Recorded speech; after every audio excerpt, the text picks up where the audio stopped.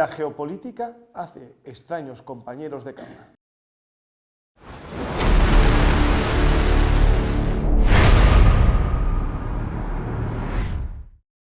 Hola a todos, bienvenidos otro día más a nuestra partida de Juegos de Poder. Hola José María. Hola.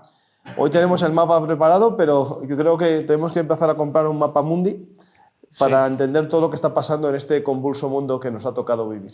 Bueno, por suerte, uno de los conflictos que podía ser grande parece que está más calmado, que eso es importante. Vamos a empezar a hablar hoy, en primer lugar, un poco de una de las consecuencias de la gira por Oriente Próximo de Donald Trump. Feliz con el regalo que le acaban de hacer de un avión, ¿no? de alto standing, y que lo quiere convertir en su Air Force One provisional, y después no se sabe si se va a quedar con él, porque según él es suyo, no es de, aunque ahora viene a decir que, que ahora sí es de la Secretaría de Defensa. Entonces, bueno, no lo tiene muy claro. El tema es que el avión, para convertirse en Air Force One, tiene que meterse en medidas de seguridad y son otros 1.000 millones de dólares, una burrada. Supuestamente llevaría mucho tiempo en transformarlo y tal.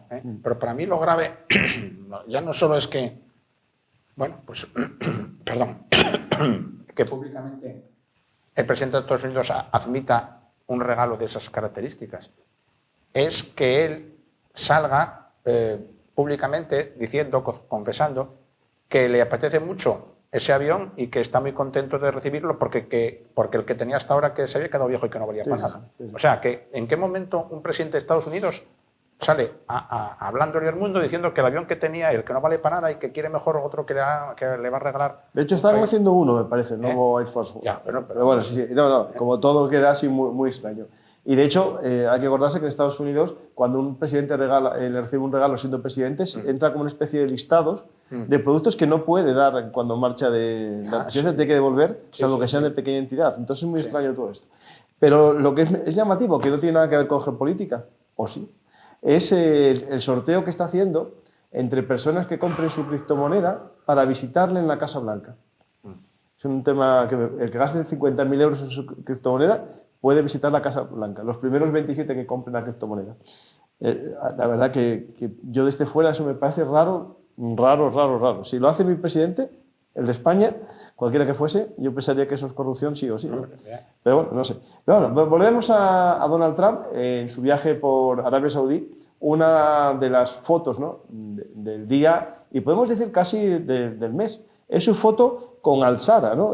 Ahmed Al-Sara, el antiguo islamista conocido como Al-Golani, el presidente interino de Siria, tuvo una reunión con Donald Trump y Donald Trump le pidió, como elemento esencial, impedir o luchar contra el crecimiento del ISIS y otros grupos, digamos, terroristas internacionales en su estado sirio. A cambio, se habla del fin de las sanciones estadounidenses a Siria, y parece que también es un respaldo un poco a la política unificadora que pueda realizar Al-Sara. Sabéis que Al-Sara acaba de firmar no hace mucho un acuerdo con los kurdos de la zona norte, digamos, de los kurdos sirios, y esto es noticia porque voy a unirla con otra noticia del día, ¿no?, que es el acuerdo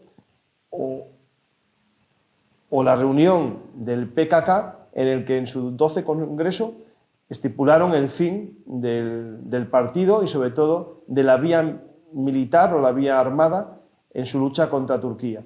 Esto es una noticia muy importante. De hecho, Erdogan ya lo anunció hace unos días que iba a haber una noticia importante en cuanto al desarme del PKK, y por tanto parece que el PKK, por lo menos en la parte turca, elimina la acción de enfrentamiento terrorista contra el gobierno turco, y puede que también las demás filiales del PKK, la que hay en Afganistán y la que hay en Siria y en Irak, dejen de lado esa vía, ¿no? Pues puede ser un paso, ¿no?, hacia la democracia, y en parte a lo mejor es un juego entre Erdogan, en el que pierde a su enemigo potencial interior a cambio de aceptar la independencia kurda en el norte de Siria. A lo mejor es un juego que está haciendo También metido ahí Donald Trump y lo que estamos hablando de Al-Shara, ¿no? Es decir, el gobierno de Siria reconoció a los kurdos como un territorio autónomo, pero parte de Siria. Por lo tanto, Turquía ya no pinta nada en el norte de Siria, ¿no? Pues puede ser un juego, un cambio, para que los kurdos queden como Estado autónomo en Siria y en Irak, a cambio de dejar Turquía, digamos, en manos de Erdogan, ¿no? Se queda al margen. Sí, sí.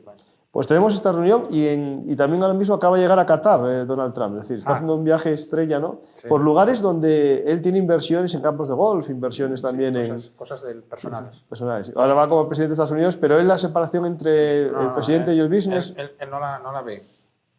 Yo no veo que la vea. Estoy seguro que va también a ocuparse de sus asuntos particulares, pero mezclándolos con el estatus que lo ocupa ahora, que es el de presidente. O sea, una cosa espantosa, pero bueno. Sí. Raro para nosotros, por lo menos. Sí. Pues nos vamos a más noticias y vamos ahora a Libia, un territorio que para muchos ya no es casi ni conocido. Ya a la mayor parte de los españoles le pregunta cuál es la situación en Libia y dicen, no está Gaddafi, es lo último elemento, ¿no? Sí. Pues hay un grupo de españoles que habían acudido a Libia para buscar negocios, porque Libia, el papel de España en la balanza comercial libia es muy importante, sobre todo por el tema de hidrocarburos que le compramos, y también nosotros somos inversores allí, ¿no? Pues justo les pilló a este grupo de empresarios un enfrentamiento violento entre milicias, ¿no? Todo empezó por el asesinato de Chanigua, el líder de la milicia SSA, que es el aparato de apoyo a la estabilidad.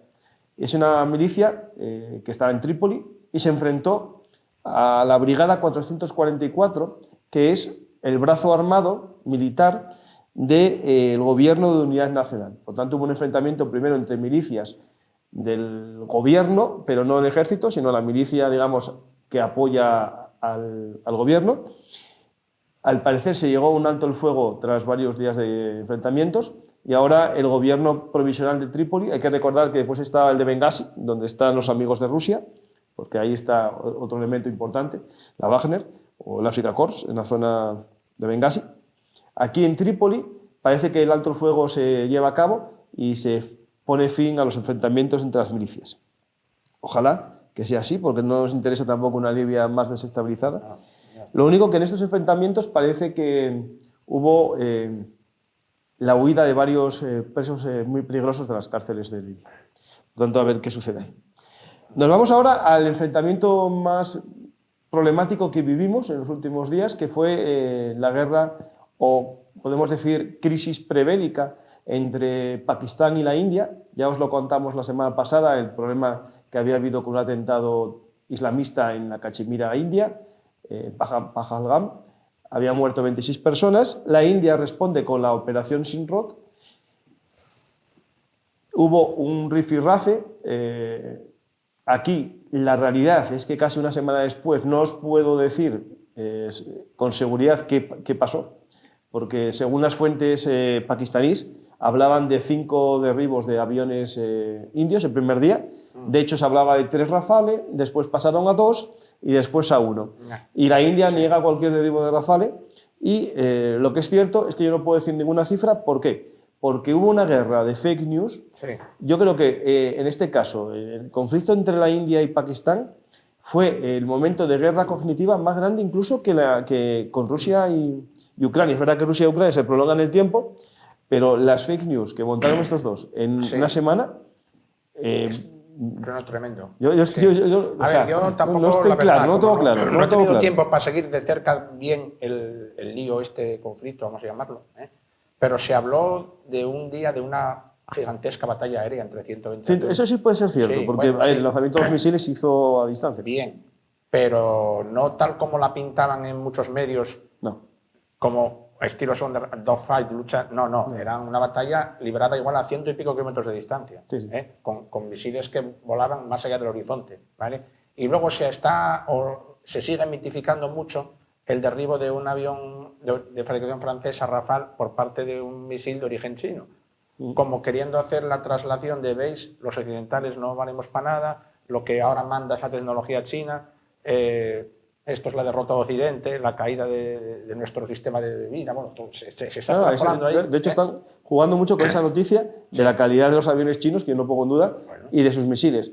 Pero cuando hace años tú hablabas del misil, creo que es el FP-15 o PF-15, bueno, no me acuerdo el modelo ahora mismo, que se hablaba de que tenía un alcance de 150 kilómetros, algo que ya es mucho en un misil aire-aire. Ahora se habla de 300, ¿no? Muchos expertos, por el tamaño que tiene el misil, ven difícil que haya llegado a 300 kilómetros. Alguien dirá, ¿y cómo es posible que un avión, un caza, opera a 300 kilómetros? Es que la guerra moderna juegan en sinergia, ¿no? Es decir, básicamente un avión AWAC, que tiene un radar mucho más potente, es el que establece el blanco, lo marca, y el avión solo hace de lanzador. De hecho, no activa ni su radar. Lanza el misil y el misil es guiado por el AWAC. Claro. De hecho, el AWAC que tiene Pakistán son a unos AWAC suecos, que uno de ellos fue entregado a Ucrania. Que es como una especie de avioneta pequeña. El pequeño, sí, es una avioneta que tiene una especie de radar triangular arriba. Sí, bueno, un avión abierto no, un poco más, un avión mediano. Sí, bueno, pero no es un bimotor. Es como un Canadian de estos de Air Nostrum, de los que van a Canarias, algo así. Sí. Sí. Pues esos aviones tenía 7 u 8 y yo creo que ahora estaba comprando más.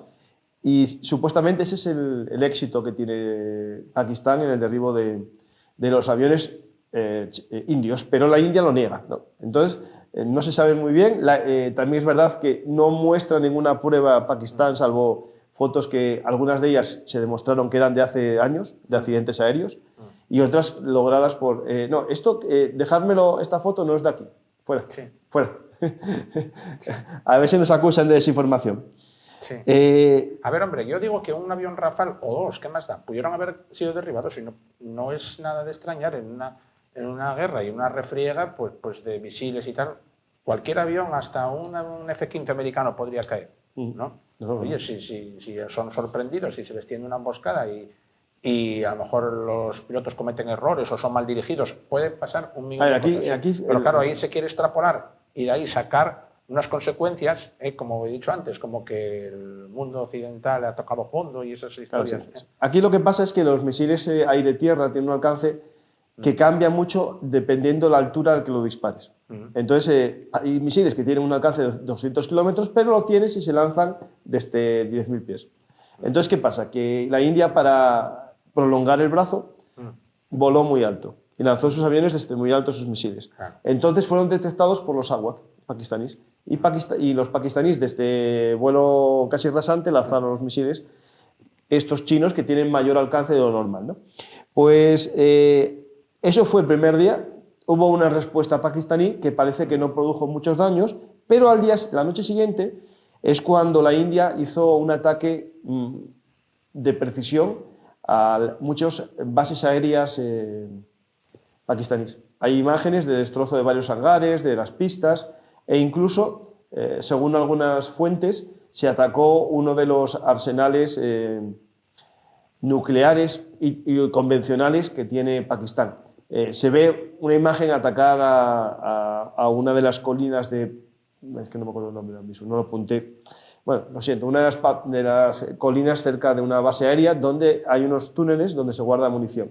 El tema, lo explico, ¿por qué hicieron esto los indios?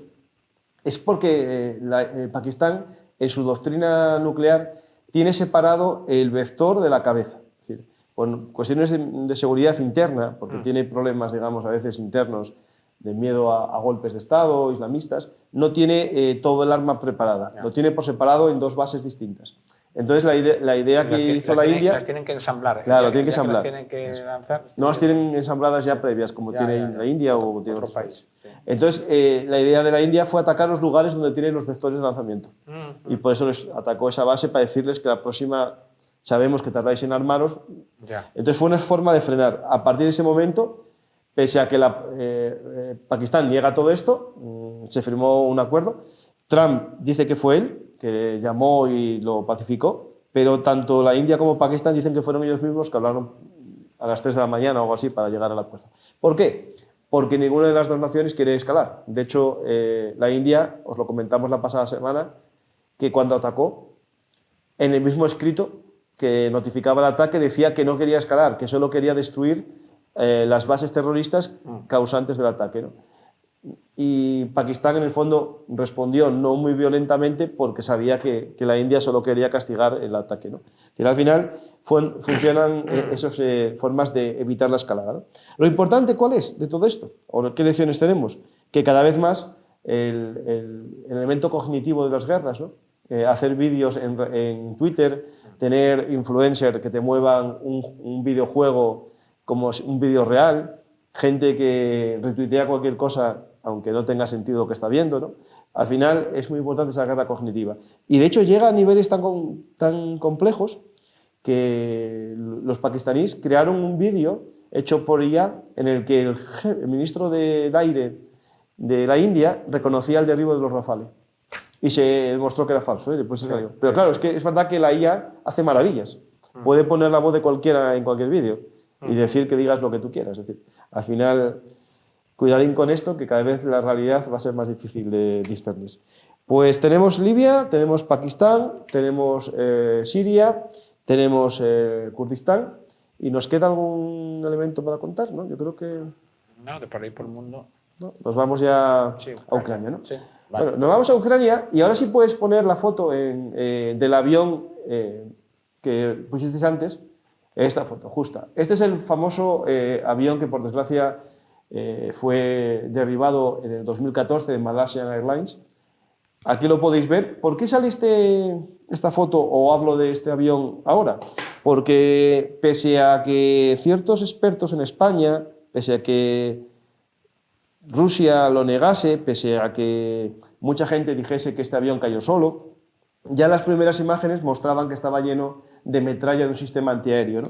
Y ahora ya no es algo que dicen los analistas, que dice Ucrania, que dice Holanda, sino que una agencia de las Naciones Unidas ya reconoce que fue derribado por Rusia, por un misil Buk, y el órgano que lo reconoce es la OACI, ¿vale? De la ONU. Por tanto, ya no es algo conspiranoide, sino es algo que ya todos los institutos que tienen que ver con la aviación reconocen que este avión fue derribado por el ejército ruso cuando estaba trabajando en una guerra gris en el Donbass. Es decir, no había rusos en el Donbass, pero sí había. Los hombres verdes eran soldados rusos. Sí, sí. Con el uniforme último que todavía no tenía el ejército ruso. Efectivamente, sí, sí, sí.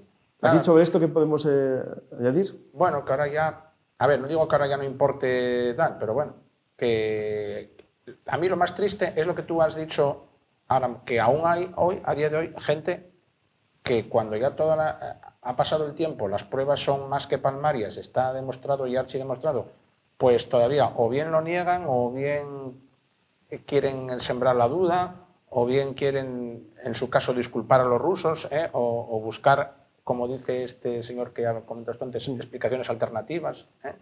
Y, un amigo, una fuente. Y demás, ¿no? Sí. Una fuente que tengo en Moscú. Claro. Bueno, pero el mismo señor que hablaba de que los franceses habían tenido en la guerra de Ucrania 30.000 muertos. El mismo señor que dijo que tú estabas en la embajada de Ucrania cuando jamás estuviste. Y además que no eras tú. Que no era yo, el que supuestamente estuvo. Sí, pero qué importante eres, José María, ¿te das cuenta? No, yo soy importante. Ando por ahí estás ya... Me reciben en las embajadas y... Sí. Y ya tengo estatus diplomático. Ya. Pues la estrategia, la geoestrategia. Sí. Pues vamos a seguir analizando lo que está sucediendo. Tenemos este primer elemento.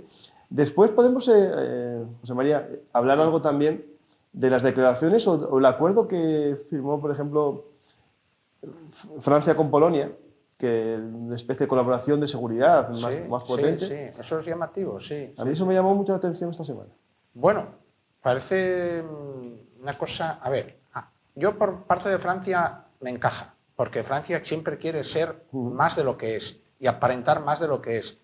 Y estos últimos años, yo creo por incomparecencia de Alemania, que es el otro gran país, vamos a decir, alternativa o contrapeso de Francia en el concierto estratégico, de Francia, en el concierto estratégico europeo, como Alemania ha estado en un rincón metida de vacaciones, entonces a Francia, en este caso con Macron, pero con el que estuviera, me da igual, si fuera Sarkozy u otro, le gusta ejercer ese papel de, bueno, pues de protagonismo, de dirigencia, de peso estratégico, militar, geopolítico superior al que tiene. Entonces sí me encaja que quiera ella asumir ese protagonismo en la defensa de Polonia. Se llegó a hablar de poner armas nucleares francesas en Polonia. Sí, no, pero tú te refieres a que Macron ha dicho esta semana que podrían aviones franceses con armas nucleares ser desplegados. Eso. Sí. Incluso mandar una división. ¿Sí? Bueno, ya. Ahí, después de eso, también se oyó, hoy leí, no sé si está ya firmado, que los César que se estén construyendo, los camiones César que tienen un camión, una artillería autopropulsada, que se construyan este año, se van a entregar directamente a Ucrania, ¿no? Eso va a quedar no, ya el paquete entero va para Ucrania. Sí. Y volviendo a lo de Francia, a ver, pasa que Francia, conociéndolos y conociendo un poco la historia, hay que siempre luego, como decimos aquí en Asturias, el refrán, al cocer mengua. Luego, a la hora de la realidad, todas esas promesas, anuncios, vamos a decir, despliegues que Francia promete, luego se pueden quedar en la mitad, o menos. A ver qué pasa, o no. Oye, a lo mejor esta vez van en serio y mandan una división a Polonia.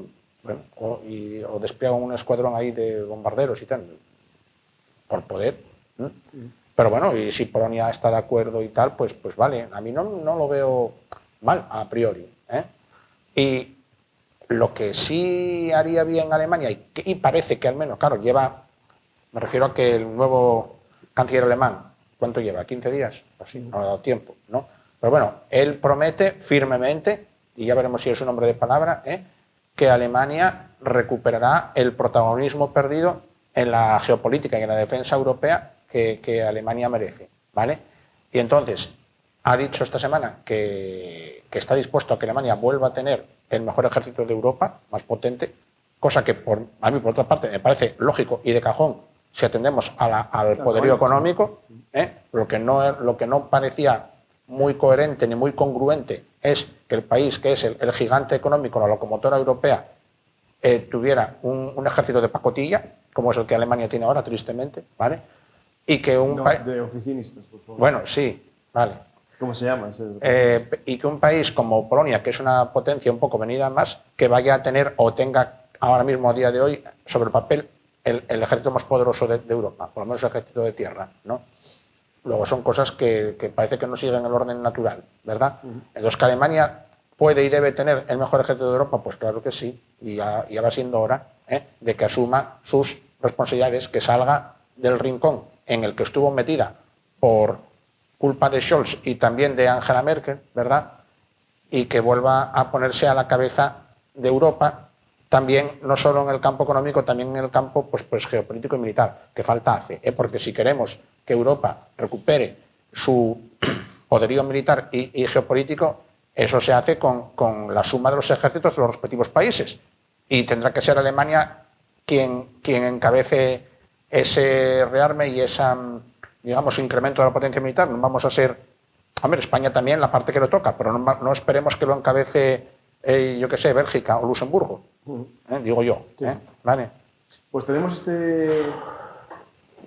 renacer, ¿no? de Alemania, y voy a hablar de dos gestos, ¿no? Que tienen que ver casi con el mismo día, que es el 9 de mayo.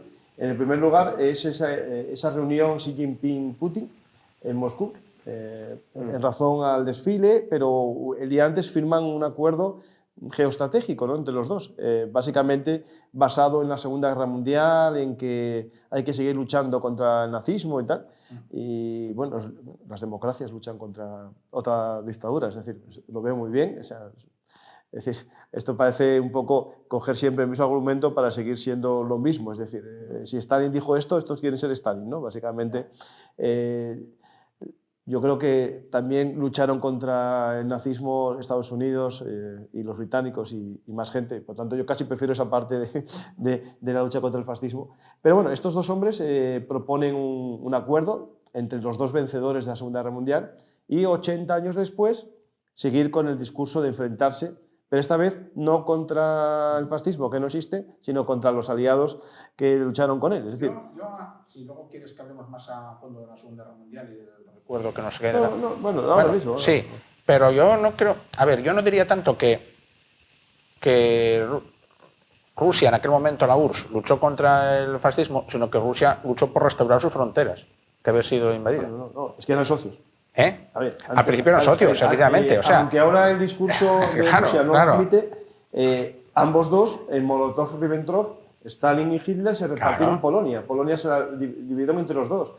Es que había ahí una entente muy estrecha entre Hitler y Stalin. Es que la gente esa parte de la historia le pone un tipes por encima. Y eso censurado, eso no lo queremos saber. De hecho, hasta el comienzo de Barbarroja, el negocio de los soviéticos de vender materias primas a los alemanes era muy potente. Es decir, claro. Y aquel campo de pruebas escucha, de los... que aquel pacto era muy fructífero, en lo económico y el tecnológico y en muchas cosas. Que Stalin se sorprendió de que Hitler le invadiera porque él decía, si tenemos este pacto tan fructífero y Alemania se beneficia tanto, ¿cómo es que me invade? No me lo creo. Es que tardó en activar su ejército. De hecho, tardó, no, claro. Es que Stalin creía que los occidentales, los servicios secretos británicos le estaban engañando. Que decían que no, Hitler jamás me traicionará. O sea, era tanta la confianza que Stalin tenía en Hitler, en la solidez de su pacto y tal. Pasa que, bueno, Hitler iba ya a lo que iba, ¿no? Pero la lucha de la Unión Soviética contra el fascismo, bueno, fue la lucha de la Unión Soviética a Rusia por expulsar a unos invasores de su territorio, que en aquel momento eran los alemanes. ¿Vale? Por ejemplo, contra el fascismo luchó Estados Unidos, que vino a Europa sin que nadie se lo hubiera sin que lo hubiesen invadido, ¿verdad? O sea que... Pues tenemos ese 9 de mayo que se convirtió para el nacionalismo ruso en un momento crucial de su construcción histórica.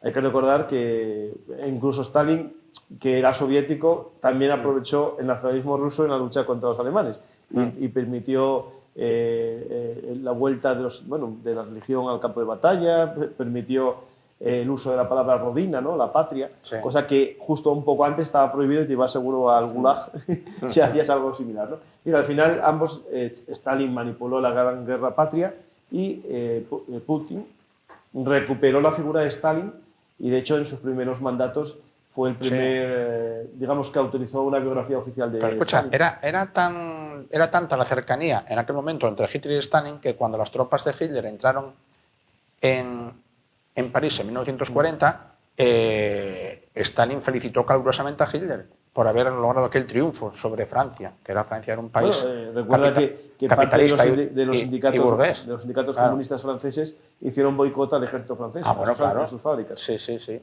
Y George Orwell, en su libro de 1984, habla de su, digamos, frustración con los obreros cuando vio que apoyaban al comunismo, el comunismo apoyaba al nazismo en la guerra contra Francia y el Reino Unido, ¿no? Pues tenemos este pacto político y fue respondido por una visita en tren, o se dio la respuesta, una visita en tren del primer ministro británico, del canciller alemán y del polaco, ¿no? ¿Polaco? Sí. Y de francés. Y de francés, no, Macron, sí.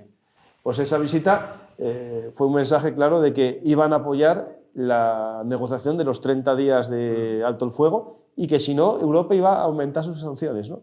Y que después esto que dijo Europa fue apoyado por Trump. También dijo Trump algo parecido, que iba... Sí, pero luego Trump dio un paso, yo no sé si atrás o a un lado, luego ya si quieres profundizar más en eso. No, es que no nos queda mucho. Que a mí me lleva a dudar realmente de que en qué bando está jugando Trump. Por más que los más optimistas digan, no, tranquilo, José María, que él está con Europa y está con Occidente y tal. Lo dudo. No tengo ahora todos los elementos de juicio para afirmarlo. No, yo tampoco, pero yo creo... A ver, el tema es que él quiere ir de neutral, ¿no? En unas negociaciones, ¿no? Yo quiero ser neutral, ¿no? Pero es que no es neutral, porque su ejército está dando armas a Ucrania a día de hoy y a día de hoy acaba de firmar un tratado de tierras raras. Es decir, es la cosa más extraña del mundo. Yo quiero ser neutral, pero bueno... Pero yo quiero decirte, por ejemplo, de cara a esta reunión, es muy raro, de cara a esta reunión que tanta expectación está levantando, que podría tener lugar en Estambul el jueves, y en la que es posible, no se sabe nada, darse cita Zelensky, Putin y Trump. Si Trump va, no sabemos si va a ponerse al lado de Zelensky y a tenderle una emboscada a Putin, o al revés, si va a estar al lado de Putin para tender una emboscada. Depende, a lo mejor le pasa como en la Casa Blanca o Sí. le pasa como en el Vaticano. Claro, no lo sabemos. El Vaticano, muy bien, la conversación. Por eso te digo que está todo el mundo en vilo. En Europa todas las cancillerías están en vilo porque no tienen nada seguro con Trump. Igual que yo creo que aquí nosotros tenemos todas las dudas del mundo, en muchas cancillerías de Europa tienen todas las dudas del mundo porque no saben Trump, digamos, a qué cartas está ¿Te jugando. imaginas una reunión entre los tres? Sí, Solos, sí. sin traductores. Uf. Porque yo creo que Putin habla inglés. No tan bien como el alemán, pero lo habla. Sí. Zelensky habla perfectamente. Imagínate el show que se puede montar en los tres juntos. Tío, Pero sí. claro, el show sería peor con Vance por medio. Sí. No, y Trump, y Medvedev que por ahí, Trump habla claro, inglés. imagínate. Sí, Trump habla inglés, pero con el vocabulario y las frases entrecortadas, que la sintaxis que tiene, que parece de un niño de 4 años, pues puede ser cualquier cosa. Pero pues está ojo, interesante esa conversación. No, a ver, vivimos momentos históricos e interesantes, eso no cabe duda. El que no le gusta la historia, pues podría gustarle viendo todo lo que estamos... yo como me dicen en el canal de, sabes que en Belungartis tengo 2 canales, ¿no? El de historia y el de actualidad. Me dice la gente que es que la actualidad, la historia la puedo ver otro día, ¿no? Al final la historia para la gente es lo pasado. La actualidad no la ven como la historia, pero es que el tema es que va a ser la historia dentro de un año. No, dentro de un año. Estamos viviendo una semana, historia. Claro. Es decir, hablamos de actualidad porque queremos decirlo, pero realmente estamos viendo historia. A ver, la reunión de la Casa Blanca, la humillación allí, la encerrona en el Salón Oval, eso ya parece que fue hace 1000 años, si te fijas. Si fue el otro día, ¿cuánto fue? ¿Hace mes y medio? No, menos. No, 2. ¿2 meses? Sí, yo creo que sí. Puede ser. Lo del Vaticano fue hace 3 semanas. Y ya parece que... Bueno, ¿dónde están los 90 días aquellos de Trump para llegar a la paz? Ya pasaron. Sí, ya vencieron. Vencieron a finales del mes pasado. Sí. Pero ya incluso lo del Vaticano, ya parece que un hecho por supuesto consumado y que ya está rindiendo sus frutos, el acuerdo de minerales, ya es una cosa hecha y firmada y tal. Y estamos en otra pantalla ya, estamos en otra pantalla, en otro acto, ¿verdad? Ahora es el acto de Estambul. Y a ver qué pasa y os lo contaremos la próxima semana. Pues no nos da tiempo, cosas de los directos. El que quiera saber un poco más la situación del campo de batalla, que no hubo muchos movimientos, pero los hubo. Os invito a conocer mi canal, Belungartis, Actualidad Militar y Geopolítica, y el de Historia, donde vamos a hablar ahí del mapa de frente de batalla. Pero algo interesante, una noticia que me parece llamativa, es que en Rusia, al igual que en todas las naciones, hay una especie de guardia del presidente, ¿no? Allí se llama el FSO, es el Servicio de Seguridad del Gobierno, algo así.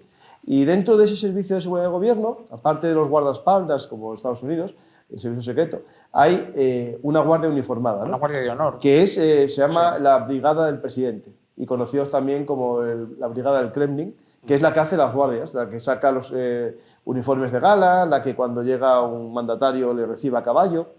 Pues una parte de esa unidad fue destinada al frente de batalla en la zona de Chasiya. Es decir, una zona compleja en la que ayer mismo hubo noticias de un contraataque ucraniano y recuperaron esa zona que veis en verde. Y por lo tanto, parece que Rusia está enviando a la Guardia Presidencial. Alguien dirá que está muy bien, sí, está muy bien. Y ahora la pregunta que nos tenemos que plantear que es, ¿lo hace porque no le quedan muchas unidades entrenadas? ¿Lo hace para mostrar que él también apuesta, ¿no, por la guerra? ¿O es terrible, tremendo.